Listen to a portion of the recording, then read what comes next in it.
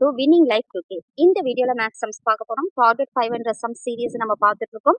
5 video நம்ம பார்த்தாச்சு. ஒவ்வொரு வீடியோக்கும் 5 சம்ஸ் நம்ம பார்த்துட்டு இருக்கோம். மொத்தம் 25 கொஸ்டின்ஸ் கம்ப்ளீட் ஆயாச்சு. இந்த வீடியோவோட பார்த்தீங்கன்னா 30 கொஸ்டின்ஸ் கம்ப்ளீட் ஆக போகுது.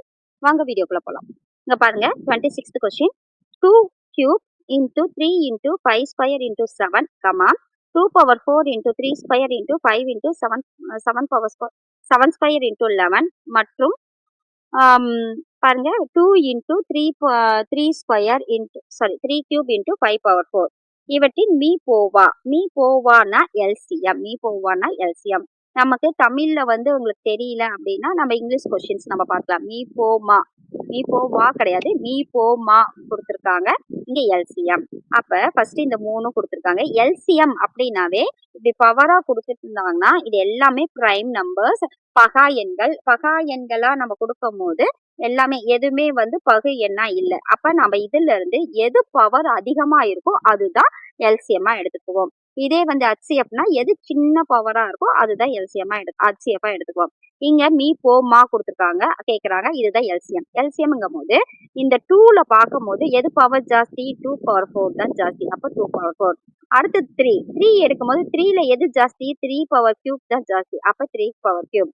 அடுத்து 5 எடுக்கும் போது 5ல பாத்தீங்கன்னா 5 பவர் 4 தான் ஜாஸ்தி. அப்போ 5 பவர் 4. அடுத்தது 7 எடுக்கும் போது இங்க 7 1 தான் இருக்கு. 7 ஸ்கொயர், இங்க 7 இல்லை, இங்கே 7 ஸ்கொயர். அப்ப 7 ஸ்கொயர் தான் அதிகம். அப்ப எடுத்துட்டோம். அடுத்தது 7க்கு அப்புறம் 11 பாத்தீங்கன்னா இங்க இல்ல, இங்க இருக்கு. இங்க அதிகம் தான் பார்க்கும் போது நமக்கு இந்த 11 தான் ஜாஸ்தியா இருக்கு. அப்ப LCM 2 power 4 into 3 cube into 5 power 4 into 7 square into 11. இதே ஹச்சிஎஃபா இருந்தா இருக்கிறதுலே சின்ன வேல்யூ தான் எடுத்துக்கணும். அப்ப இங்க என்னது 2 இருந்தா 2 வரும். ஹச்சிஎஃபா இருந்தா நம்ம இங்க 2 into அடுத்தது 3ல பாத்தீங்கன்னா 3 ஸ்கொயர் into 5ல பாத்தீங்கன்னா 5. 7 பாத்தீங்கன்னா எல்லாத்துலயுமே வரல, அப்ப 7 வராது. 11 எல்லாத்துலயுமே வரல, அப்ப 11 வராது. அப்ப ஆன்சர் 2 into 3 into 5 தான் ஹச்சிஎஃபா இருக்கும். அடுத்தது பாருங்க 27th சம் பார்க்கலாம். இரண்டு எண்கள் மூன்றாம் எண்ணை விட முறையே 10% மற்றும் 25% அதிகம் எனில் முதல் எண்ணானது இரண்டாம் எண்ணின் எத்தனை சதவீதம் அப்படின்னு கேக்குறாங்க. இப்ப மூன்றாவது எண்ணை இப்ப நம்ம மூன்றாவது எண்ணு நமக்கு தெரியாது. அதை நம்ம 100 எடுத்துக்கும் போது அதுல இருந்து 10% இன்க்ரீஸ் ஆயிடுது. ரெண்டாவது எண் 25% இன்க்ரீஸ் ஆயிருக்குன்னு சொல்றாங்க. அப்ப மூணாவது எண்ணை நம்ம 100 எடுக்கும் போது ஃபர்ஸ்ட் எண் என்னது? அதோட 10% இன்க்ரீஸ் ஆயிருக்கனால 110. ரெண்டாவது எண் பாத்தீங்கன்னா இதை விட 25% இன்க்ரீஸ் ஆயிருக்குன்னு சொல்லிட்டாங்க. அப்ப 125. அடுத்து என்ன சொல்லிருக்காங்க? முதல் எண்ணானது இரண்டாம் எண்ணின் சதவீதம் கேக்குறாங்க. அப்ப முதல் எண்ணானது இரண்டாம் எண். அப்ப 125க்கு 110 எத்தனை சதவீதம்? அப்ப இன்டூ 100ன்னு போட்டா இப்ப இதை கேன்சல் பண்ணலாம். இது 5 டேபிள் அடிக்கும் போது இது 25 டைம்ஸ், இது 20 டைம்ஸ். இது 5 டேபிள் கேன்சல் ஆகும் போது இது 4 டைம்ஸ், இது 5 டைம்ஸ். அப்ப 110/5 into 4. இப்ப 5 டேபிள் கேன்சல் பண்ணும்போது இது 1 டைம்ஸ், இது 22 டைம்ஸ். 2 times 10, reminder 1, 2 times. அப்ப 20 into 4 88%. இதுதான் ஆன்சர். இதுல தேர்ட் நம்பர் 100ன்னு எடுத்துக்கிட்டு நம்ம ஒவ்வொரு இதுவும் பெர்சன்டேஜ் நம்ம கூட்டிட்டு நம்ம வேல்யூ கண்டுபிடிக்கணும். அடுத்தது 28th சம் பார்க்கலாம். 28th சம் பாருங்க.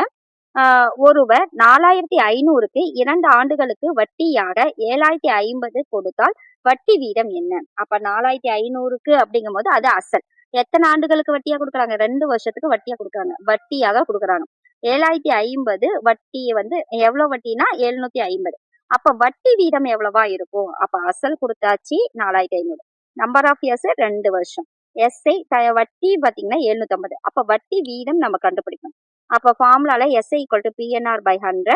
இதுல சப்ஸ்டியூட் பண்ண 750 ஈக்குவல் டு 4500 இன்டூ 2 இன்டூ 6/100. அப்ப 2 0 கேன்சல். இது 5ஆல வகுக்கும் போது இது 9 தாட்டி. இங்க ஒரு 5 5, மீதி 2 5 0. அப்ப 150.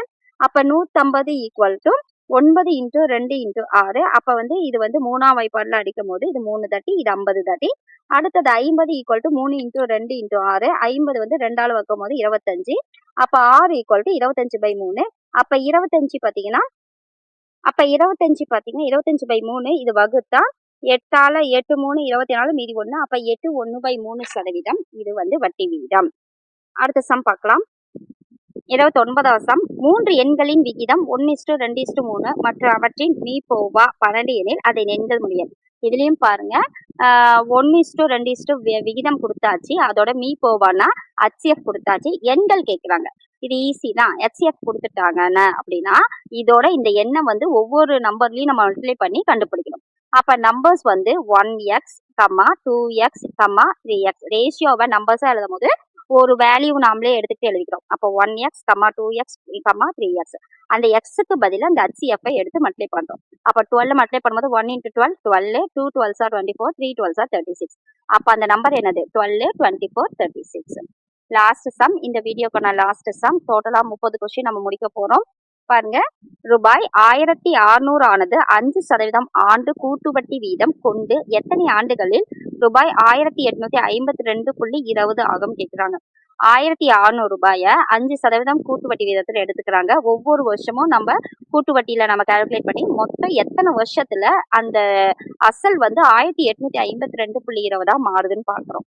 இப்ப 1600 இருக்கு இல்லைங்களா, ஃபர்ஸ்ட் வருஷம் 1600 5% வட்டிக்கு போடலாம். அப்ப 5/100 2 0 2 0 கேன்சல் ஆயிடும். ஆனா ஃபர்ஸ்ட் வருஷங்கும் போது இன்ட்டு 1 அந்த ஃபர்ஸ்ட் ஒவ்வொரு வருஷத்துக்காக தான் கால்குலேட் பண்ணுவோம். கேன்சல் பண்ணா நமக்கு 16 × 5 80. ரெண்டாவது வருஷத்துக்கு கால்குலேட் பண்ணும்போது அசலையும் இந்த வட்டியும் கூட்டிட்டு போனோம். நம்ம ஃபார்முலா வச்சு போடல, நம்ம ஒவ்வொரு வருஷமா வச்சு நம்ம போட போறோம். இது ஷார்ட்கட் மெத்தடு. அப்ப அசலுக்கு 5% வட்டி அப்படிங்கும் போது ஃபர்ஸ்ட் வருஷத்துக்கு எவ்வளவு வட்டி வருது? அப்ப ஃபர்ஸ்ட் வருஷம்னா ஒவ்வொரு வருஷத்துக்கு இன்ட்டு ஒரு வருஷம்னாவே 1. அப்ப அதுக்கு எவ்வளவு வட்டினா 80%, 80 ரூபாய். அப்ப ரெண்டாவது வருஷத்துக்கு நடக்கும்போது இந்த அசலையும் வட்டியும் கூட்டி தான் நம்ம அடுத்த வருஷத்துக்கு போடும் போது இப்ப 5% எவ்வளவுன்னு பார்க்கும்போது 5/100னா 0 0 கேன்சல், 5 இது 2, இது 2ஆல வகுத்தா 84 ரூபாய். அப்ப ரெண்டாவது வருஷத்துக்கான வட்டி 84. இப்ப மூணாவது வருஷத்துக்கு போகும்போது அந்த ரெண்டாவது வருஷத்தோட அசலையும் அந்த வட்டியும் கூட்டி தான் போடணும். அப்ப 1680ஓட 84 கூட்டினா 1764. அதுக்கு 5% போட்டா 5 வந்து 2 தாட்டி இந்த 20 தாட்டி. அப்ப ஃபர்ஸ்ட் இந்த 2ஆல வகுக்கும் போது 882 வருது. அப்ப மீதி பை 10 வரும். அப்ப ஒரு டிஜிட் தாண்டி பாயிண்ட் வரும்போது 88.2 வருது. அப்ப மொத்தம் 3 வருஷத்துக்கு வட்டி பாத்தீங்கன்னா டோட்டலா 252.2. அப்ப அசலோட நம்ம கூட்டும் போது மூணாவது வருஷத்துக்கு இந்த அசல் மொத்தம் எத்தனை 1600 ஃபர்ஸ்ட் அசல். அதோட இந்த 3 வருஷம் வட்டியும் நம்ம கூட்டும் போது 1852.20 இங்க 20 நமக்கு கிடைக்குது. அப்ப எத்தனை வருஷம் கழிச்சு கூட்டு வட்டியில பார்த்தா நம்ம இந்த தொகை கிடைக்குது அப்படின்னு பாத்தீங்கன்னா 3 வருஷம். அப்ப ஆன்சர் வந்து 3 ஆண்டுகள். இதோட பாத்தீங்கன்னா நம்ம 30 சம்ஸ் நம்ம பார்த்தாச்சு. டார்கெட் 500 சம் சீரீஸ்ல நம்ம 30 சம் வெற்றிகரமா முடிச்சாச்சு. ஃபாலோ பண்ணிக்கோங்க. உங்களுக்கு ரொம்ப பயனுள்ளதா இருக்கும். நன்றி.